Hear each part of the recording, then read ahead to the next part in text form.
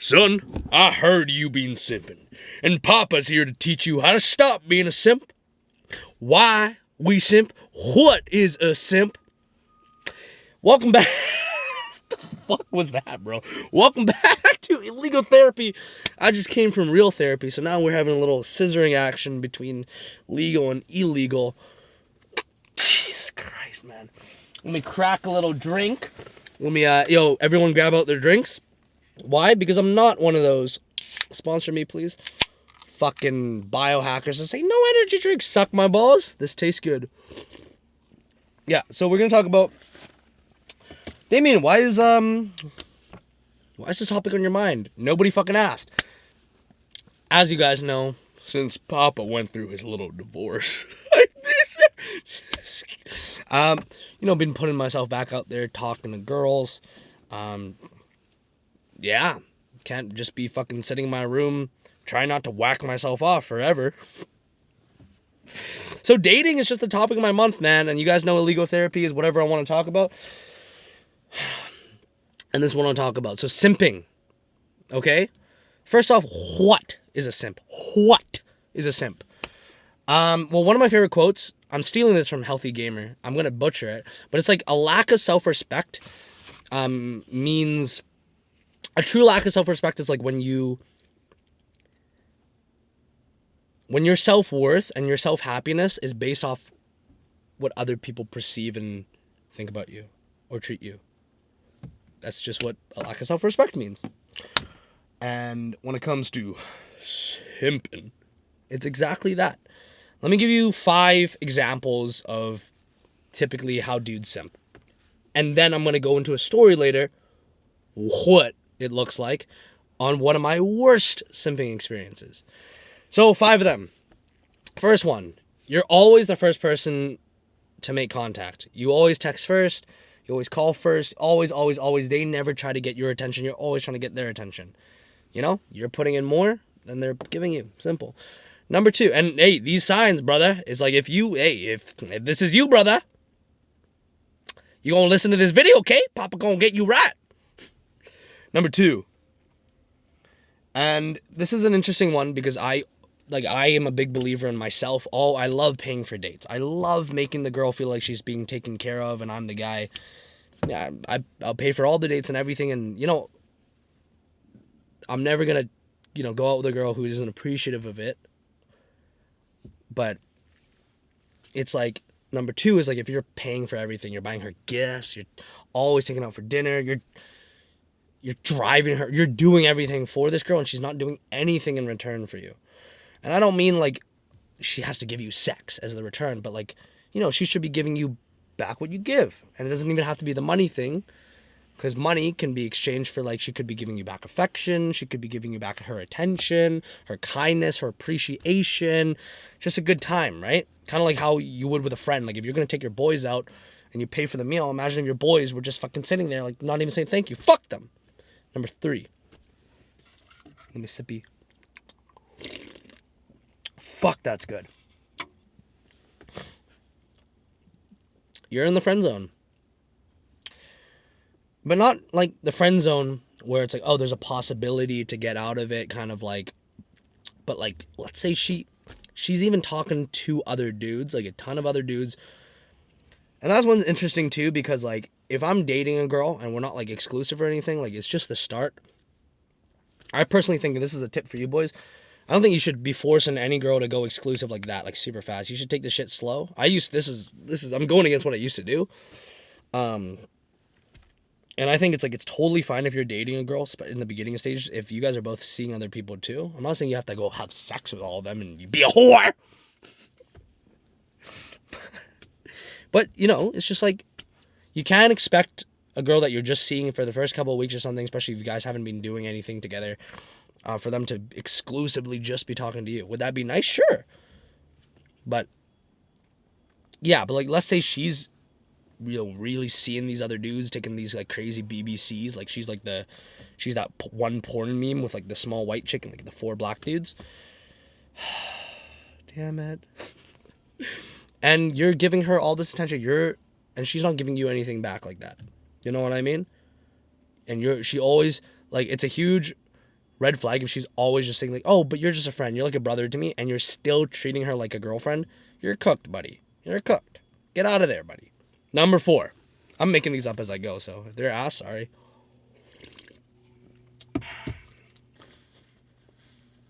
I'm making this up. Buddy.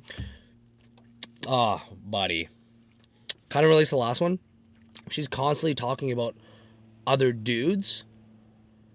This one's also an intricate one because, like, sometimes on, like, some first dates or something, like, we'll talk about, like, our past relationships and stuff, or, like, we'll bring it up.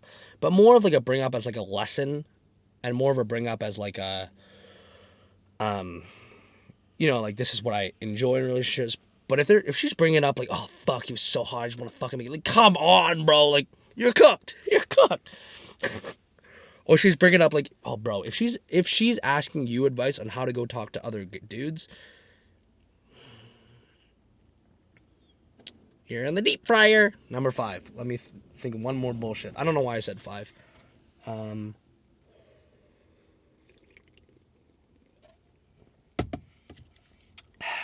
What would it be? I don't know. Fuck it. 4. Sorry. Blue balled you. I just want to get to this story. My experience. Okay. As you guys know, because I've said this story a billion times, because it's my demon arc. The girl that got me into self-improvement, she didn't get me in. It was just that's how much hurt I was in that I had to get into this shit. You know the basic rundown. We dated for like just like a month and a bit. I was absolutely obsessed with this girl. It was like the first time I ever, like, she was like my looks wise, like 10 out of 10. Like, I loved her personality. Like, oh, I was so infatuated. I came on the first date. I was already like in tears about how happy I was meeting this girl. What was fucked was that in the beginning of it, she was reciprocating pretty well, man. Like, I remember the first date, she deleted her dating app. The next date was literally the next day. She fucking brought me this tray of cookies that she baked just for me. It's crazy shit, bro. Yo, bitch, be tripping, man. Fuck. Eventually, when the polarity stopped and we, you know, it stopped, I was simping too much and it was not being attractive. Let me tell you what I did, boys. I would. Oh, this is bad. There's a couple things. I'll give you like 3 examples. They'll get worse. First one is I would go see her. I would literally tell her what my like works.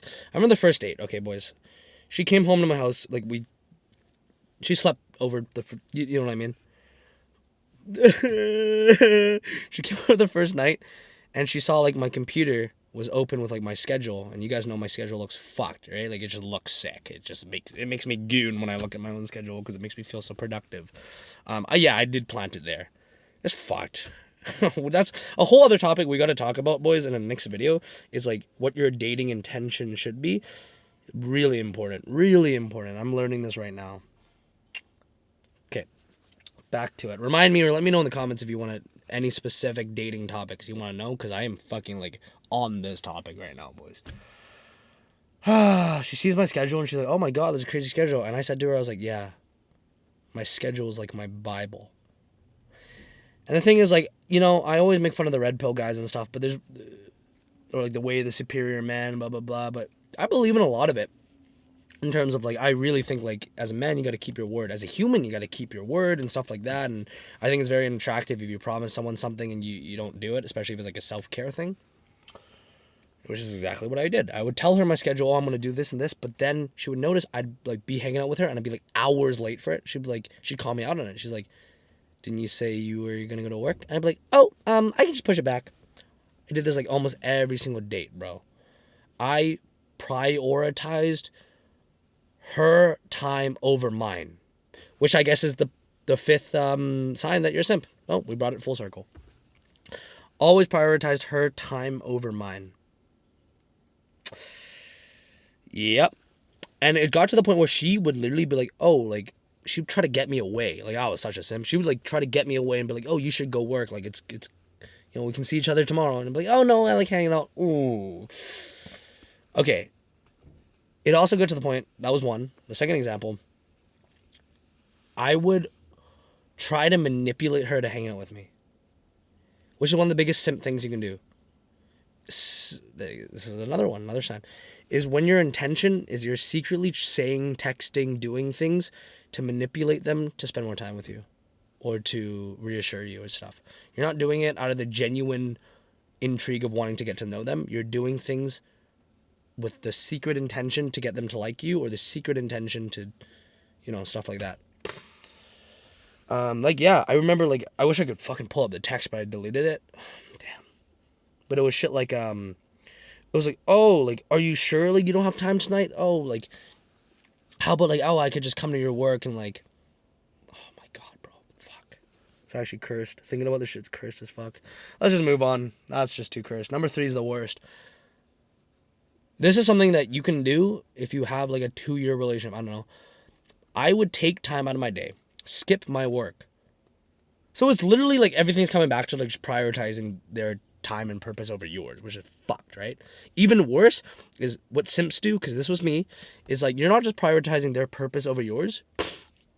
You're prioritizing what you perceive their purpose is. Like, I perceived this. Because I would cook up food for this chick. I would spend time going to the grocery store. She wouldn't ask for it, bro. She wouldn't ask for this shit. I cook up these meals, like these intricate, beautiful meals to her macros, and bring it to her work. Oh my god. Oh god. I'll never forget this one time where she was working like a late night shift to like 12 or something. And I usually sleep at like 11. I spend 3 hours in the day getting the food, planning out the meals, getting the macros, cooking it for her. And I was like, hey, I'm just assuming you didn't eat at work. Oh, God. Fuck, it's gonna get bad, boys. And she's like, oh, how do you know? Haha. I'm like, oh, can I come over and just drop you off? And she's like, oh. She's like, but we didn't plan a date for tonight. I'm like, oh, we don't need to have a date. I just want to drop you this food. This bitch fucking worked 45 minutes away from where I lived, man. And she was like, and she kept being like, oh, no, you don't have to. This is not her being a bad person. This is her, like, actually being nice, trying to be like, yo, buddy, chill the fuck out. Oh, my God. Like, she was trying to be like, I could tell, like, here's what I think. I think we actually liked each other, but then she noticed all my crazy simpness, and, like, she was trying to, like, see if there was a saving grace that I would, like, snap out of it, but I just never did.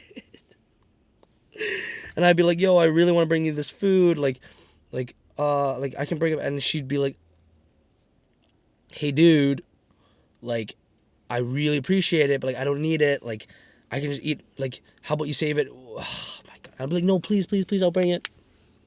Drive over to her work.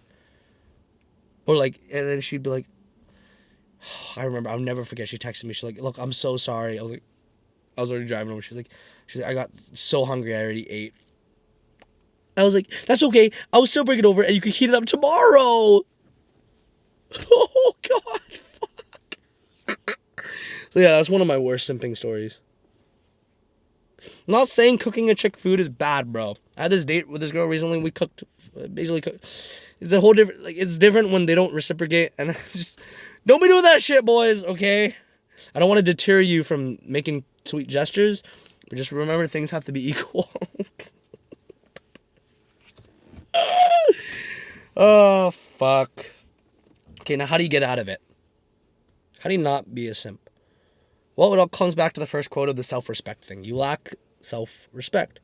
You need to create some self-respect.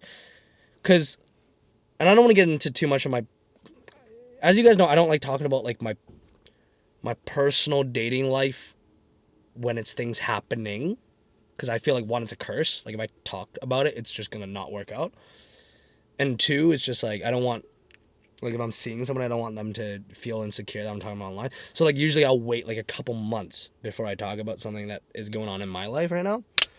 So I'm not going to say exactly, but, like, for example, what was I going with this? I'm actually autistic. I lost my train of thought. Recently I've been learning to, like, set authentic boundaries. Okay, and this took a lot of self-work and a lot of time, like, you know, learning from that relationship and my next relationship, how to set real boundaries, which I guess is step one. Step one is creating a schedule for yourself that is so aligned with you, aligned with your purpose. And I'll pull out my schedule and I'll tell you guys what I think a good example. Where the fuck is my phone? A good example looks like. So this is fully to brag, just to be 100% honest, because it makes me goon. But this is what my schedule looks like.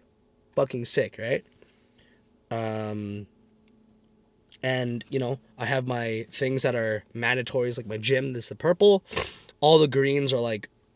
Okay, let's go through it. So gym stuff, which I guess is part of my work, because sometimes I film them. Purple. Anything red and orange is like work. Anything yellow is like time for eating and time for stuff like that. The little purple thing, the time block is on right now, is recording for this channel. And I think this is a really good blend. But then the most important blend, there's two more. It's my, the fuck is this color? It's gay ass salmon color. Gay ass. Is this salmon, like that's like sleep and stuff like that. My recovery time. And the other really important is the green. Green for me is like stuff like driving and like leisure activities. Like playing guitar, or it was my dad's birthday, or like last week I had another birthday dinner, or like this one, hot girl walk. With me, bitch. Iftar with the boys. Stuff like that, I think is super important. And how I like to play like the dating life is stuff like, unless I'm going out with like a gym girl, the purple's untouchable. That's self-work. That is super important. That's my time. They're not touching that time. The work stuff, my time. They're not touching that time, because I know that stuff is toward like the higher purpose of what I want to do with my life, creating this clothing brand. Guys, it's gonna be fucking sick, by the way. I'm so excited for it. Like, I can't give that up. So you set these things in your schedule first, right? And these are rigid. These cannot be moved. Unless it's like a, you know, something big or something. Cannot move. These things you cannot move. And then you set the greens. And the greens are like, you know, fun times with your friends, stuff to recover, stuff to like enjoy life. You don't just be a fucking monk-mo loser for your entire life, okay? That's the stuff that you can move around. So, for example, like if I'm talking with a girl, I want to set up a date, I will give options about like the greens. And what I think is so important about having this boundary set is it's so much self-respect to you. Like, for example, recently I had this, like, I wanted to go out with somebody, and then like they were asking at this time, and the little simpness from ages past was about to cancel my work and be like, oh yeah, but in the nicest way possible, because there's three ways I could have went. One, I could have been like, I could have canceled my work and hung out and, you know, lost my self-respect. Number two, I could be like, no, I'm going to play the game, and I'm going to show this girl that I'm this fucking alpha Chad who cares about his work, and be rude. You're just playing a game, and you're being inauthentic, and you're actually more of a pussy. Number three, which is the route that I'm really proud that I took, but I was like, yo, honestly, I'd love to hang out. I just cannot right now because I have this work thing that I for my self-respect, I need to do it. But let's set up another time. Shows you're interested. It also shows you have boundaries and you have things that are important, because I know it's red pill, but like no woman should ever come more than like your internal purpose in your life. Because if they do, that's how you fuck yourself. Okay, boys? So that's like step one, is setting up a schedule that's good for you. So whether it's school or stuff, like, and put in stuff that is important to you. So for me, like, it's so important to do, like, important self-work things besides like your business or your school or whatever you're doing. Like going to the gym, for me, like I have to every couple nights go boxing at night just to let out whatever. Super important stuff. And then the other times that are free, that's the times you should be spending. Because like relationships should really be an addition to your life. That's awesome. Not something that comes and hinders your life. Maybe in a couple years or like a year, 6 months down the road, it can fuck up your life a little bit. That's okay. That's part of life. Number two, I guess it's kind of piggybacking off for number one, but you have to make the promise to yourself to follow this. Because before I met that first girl, I had the same thought. I was like, I'm going to do this. This is my thing.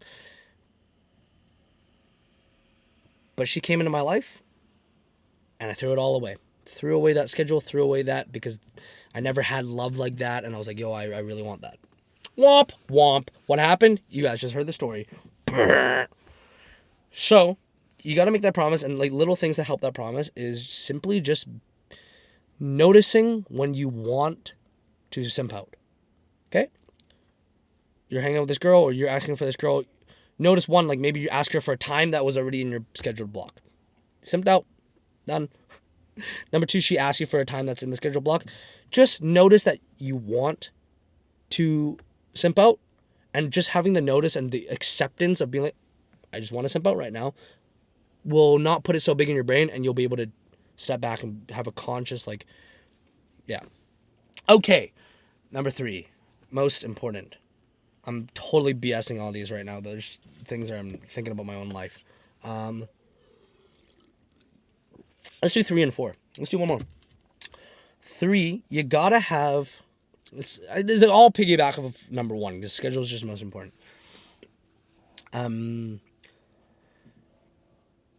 You gotta be able to give your. Okay. Oh, these 2 are super important. Maybe even 5.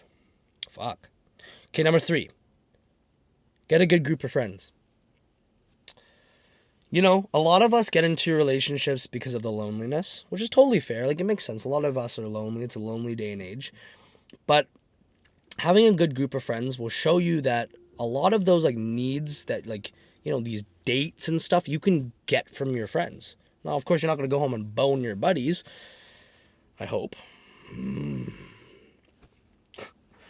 But you're going to, like, and this is something that really helped me after my last breakup, was me and, like, my boys just came out, like, shout out to fucking Daniel and Tanner, man, Sharik too, and fucking Jarrell. They come over every single night and just, like, check up, and, like, we go on, like, go to the arcade, we go to escape rooms, like, and it, as gay as it sounds, it showed me that I could have these dates with my best friends, and I got that need fulfilled with my good buddies. Super important, will help a lot, and it will show you that you don't need to be in dates. You don't need a relationship. That's just a fun addition with somebody that you potentially like. Number 4. Very critical. You got to learn to give yourself a lot of that self-love. And this could be as extreme as, like, what I started doing, which is tough, is, like, going out to restaurants by yourself, having a solo dolo dinner, doing activities by yourself. I think it's quite important to have some time where you do these activities that are purely by yourself that you actually enjoy. So for me, I'll tell you top 3 is, like, 1, I guess, yeah, going to the restaurants. I haven't done it too much. It's scary as fuck, but I like doing it. Number 2, training, boxing, and Muay Thai. Do it by myself. It's my sanctuary. Scares the fuck out of me. I love doing it. Number 3 is playing guitar. So these 3 activities I love doing by myself. If a girl were to join me, cool with it. But I do love doing them by myself. Really important to show yourself you can give that self-love. And besides physical activities of self-love, you can also, you know, the reassurance to yourself, learning how to hold yourself emotionally. That stuff is super important. Watch any of the other videos and we talk more about that. Last one. I had in my head, completely forgot. Give me 1 second while I sip my liver killer. I feel my gut lining melting away. Delicious. I love Ghost Energy. Sponsor me, please. I've talked about this in a previous video, but let's dive more into it. Very, very hard concept. Easy concept to grasp, hard concept to fully understand. But it's when you're going on dates, when you're simping, when you're talking to a girl, the best frame of mind you can have is not how do I win this person? It's do I even like this person? And I'm not saying that from, like, oh, put the power in my perspective. Bring the power back to the men. No. It's just like a self-respect thing. And, like, this is, like, seriously, like, if you're on a date with a girl or you're something, and you're feeling a little anxious, you're feeling a little, oh, do they even like me? Take the deep breath. Do fucking do it in front of them. If they dump you or whatever because you took a deep breath, they're cooked. Just think to yourself, like, do I even like this person? Do I like what they're saying? Because I'll tell you, the simp's mind, the anatomy of the simp, back when I was dating that last chick, I would literally think in my head all the ways I can manipulate the conversation and stuff to get to an objective, to get to a kiss, to get to sex, to get to affection, to get to a handhold. And I didn't see any of the, like, her red flags. Or even better, any of the things that we were not compatible on. Because now looking back without the rose-tinted glasses on, there was a ton. So now, and I'm not trying to find the negative in people, but when I'm seeing a girl, you know, I try to come with a very calm. It doesn't always work. I'm piping myself up. I still get super anxious and nervous and excited and scared, and I love love, and, you know, I feel lustful sometimes. So I'm fucked up too. This is just, I'm talking from hopefully one day future me's perspective. Giga Chad Demo. But just noticing the things that, like, maybe you aren't too compatible on. Because you're never going to find someone that you're 100% compatible on. And if you do, it's a fantasy. It's fucked. So, like, maybe I'll notice, like, oh, she does that activity. I don't know if I like that. And two things will happen. One, you might find out that it doesn't work with this person. And then she just becomes a good friend that you secretly think is super hot. That's fine. You don't have to fuck up. Some of my boys, bro, they're attractive guys. Wouldn't put my penis in them. And number two, it might make you actually appreciate some of these quote unquote red flags that she has. You know, like, for example, I used to be like, oh, girls can never have guy friends. Well, that's a very unnuanced thought. That's a very critical thought. What do I gain from having that perspective? It's probably come from a place of hurt. Oh, when I was a kid, I had some female friends. I didn't want to fuck all of them. Some of them I did, and I would never acted on it because they're just friends. Interesting.